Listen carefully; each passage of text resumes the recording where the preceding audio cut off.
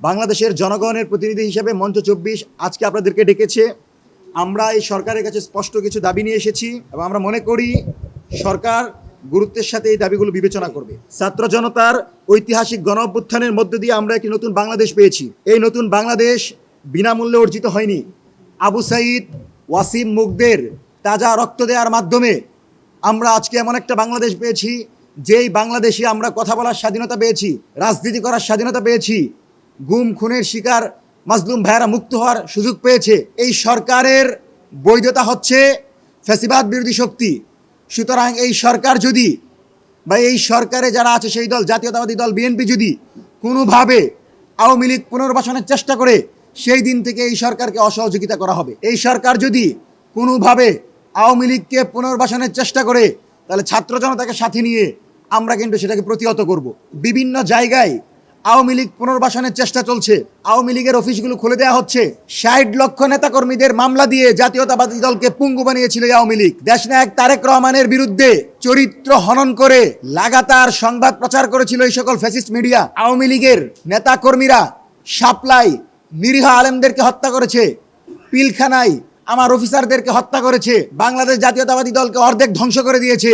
সে আওয়ামী লীগকে যদি বাংলাদেশের এই সরকারি দল কোনোভাবে পুনর্বাসন করতে চাই, বাংলাদেশের জনগণকে নিয়ে আমরা প্রতিহত করব। এবং আমরা মনে করি আওয়ামী লীগকে যারা স্পেস দিবে, সবার আগে আওয়ামী লীগ তাদেরকে ধ্বংসন করবে। আওয়ামী লীগ হচ্ছে একটি বিষ, যেই বিষ শহীদ প্রেসিডেন্ট জিয়াউর রহমানকে কবরে পাঠিয়েছে, যেই বিষ জামাতের শীর্ষ নেতৃত্বকে ফাঁসির দড়িতে ঝুলিয়েছে। সুতরাং তারেক রহমান যদি আবারও আওয়ামী লীগকে ডেমোক্রেটিক কোনো রাজনীতির কথা বলে বাংলাদেশে নরমালাইজ করতে চায়, তাহলে আওয়ামী লীগ কিন্তু সবার আগে তারেক রহমানকে ধরবে। হাসিনা কিন্তু বলেছিল তারেক রহমানের বিরুদ্ধে, খালেদা জিয়ার বিরুদ্ধে বলেছিল এদের একটাকে ছাড় দেওয়া হবে না। এখন যদি বিএনপির কোনো নেতা আওয়ামী লীগকে পুনর্বাসনের চেষ্টা করে, আমরা মনে করবো আওয়ামী লীগের টাকা খেয়ে আওয়ামী লীগের এজেন্ডা বাস্তবায়নের লক্ষ্যে তারা কাজ করছে। এবং দক্ষিণ এশিয়ার সর্ববৃহৎ সন্ত্রাসী সংগঠন আওয়ামী লীগের পৃষ্ঠপোষক হিসেবে আমরা তাদেরকে ধরে নিব। এবং যারাই সহযোগিতা করবে, আপনি অবাক হবেন, বিরোধী দল জামাত, আমরা দেখলাম নারায়ণগঞ্জ ৪ আসনে জামাতের প্রোগ্রামে আওয়ামী লীগের নেতাকর্মীদেরকে বসানো হলো। এনসিপির একজন নির্বাচিত প্রতিনিধি যখন প্রতিবাদ করলেন, তার মানে বিরোধী দলেরও একটা অংশ প্রো ইন্ডিয়ান হওয়ার চেষ্টা করছে, একটা অংশ আওয়ামী লীগকে সমর্থন দেওয়ার চেষ্টা করছে। আমরা স্পষ্ট বলছি, জামাত বিএনপি বুঝি না। বাংলাদেশের প্রশ্নে, স্বাধীনতা সার্বভৌমত্বের প্রশ্নে, আমরা বাংলাদেশকে রক্ষার প্রশ্নে আওয়ামী লীগকে কোনোভাবেই বাংলাদেশে তার এই নামে রাজনীতি করতে দিব না। এবং আমাদের এই বার্তা স্পষ্ট, বিচারের আগে আওয়ামী লীগের নেতাকর্মীদের যে রায় হয়েছে তাদের বিরুদ্ধে, হাসিনার রায়, হাসিনাকে ফাঁসির দড়িতে ঝোলানোর আগে বাংলাদেশে যদি আরো 20টা নির্বাচন হয়, এই 20টা নির্বাচনে আওয়ামী লীগ অংশগ্রহণ করতে পারবে না। বিভিন্ন জায়গায় দর্শনের মতো ঘটনা ঘটছে, নিরবিচ্ছিন্নভাবে আমরা দেখতে পাচ্ছি শিশু দর্শনের ঘটনা ঘটছে। ধর্ষিতা মারা যায়, ধর্ষকের শাস্তি হয় না। নারী নেতৃত্বের ব্যাপারে কথা হয়, আজকে নারীদের ক্ষমতায়নের নিয়ে কথা হয়, কিন্তু আমার মায়েরা, আমার বোনেরা দিনই দুপুরে ধর্ষণের শিকার হয় আর দর্শকরা পালিয়ে যায়। এই বাংলাদেশের জন্য আমরা লড়াই করি নাই, এই বাংলাদেশের জন্য আমরা রক্ত দেই নাই। এটা সাদ্দাম ইনানের ছাত্রলীগের সময় না যে আপনি দর্শন করে সেঞ্চুরি করে উদযাপন করবেন। দর্শকের শাস্তি মৃত্যুদণ্ড ছাড়া অন্য কিছু হতে পারে না। এবং আমরা দেশনায়ক তারেক রহমানের কাছে আবেদন করব, আপনি যদি আজকে আবেদনের ভাষায় বলছি, যদি আমাদের মাঠে নামতে বাধ্য করেন, আধিপত্যবাদ বিরোধী লড়াইয়ের অগ্রসৈনিক শহীদ প্রেসিডেন্ট জিয়াউর রহমানের সন্তান, সুতরাং আপনি বাংলাদেশের জনগণের প্রতিনিধি, আপনি কোনোভাবে আওয়ামী লীগের মতো কারোর সাথে আপোষ করে দালালি করতে পারবেন না।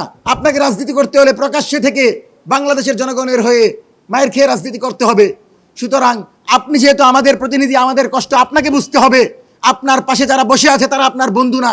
আপনার পাশে বসে যে সাংবাদিকরা অবয়ের কথা বলে, তারা আপনার বন্ধু না। যেই সাংবাদিকরা আপনাকে আজকে দেশনায়ক বলে প্রচার করে, তারাই আপনাকে খাম্বা বলেছিল, তারাই আপনাকে চুর বলেছিল, তারাই দেশনেত্রী বেগম খালেদা জিয়ার চরিত্র হনন করেছিল। সুতরাং এই সরকারের বুঝতে হবে তাদের বন্ধু কারা। তাদের বন্ধু তারাই যারা বাংলাদেশের ফ্যাসিবাদ বিরোধী লড়াই করেছে। কোনো সন্ত্রাসীকে ছাড় দেওয়া যাবে না। ধর্ষণ করার পর কোন বালের চেয়ারম্যান তাকে আশ্রয় দিবে সেটা আমাদের দেখার বিষয় না। আমরা দেখতে চাই ধর্ষক যেন 24 ঘন্টার ভিতর গ্রেফতার হয়। আমরা দেখতে চাই ধর্ষকের যেন মৃত্যুদণ্ড হয়, 3 দিনের ভিতর যেন রায় হয়।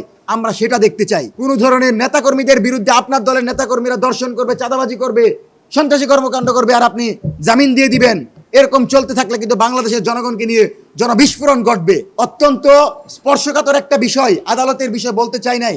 পর আমরা যে জুলাই সনদ পেয়েছি, সেই সনদের বৈধতা নিয়ে রিট করা হয়।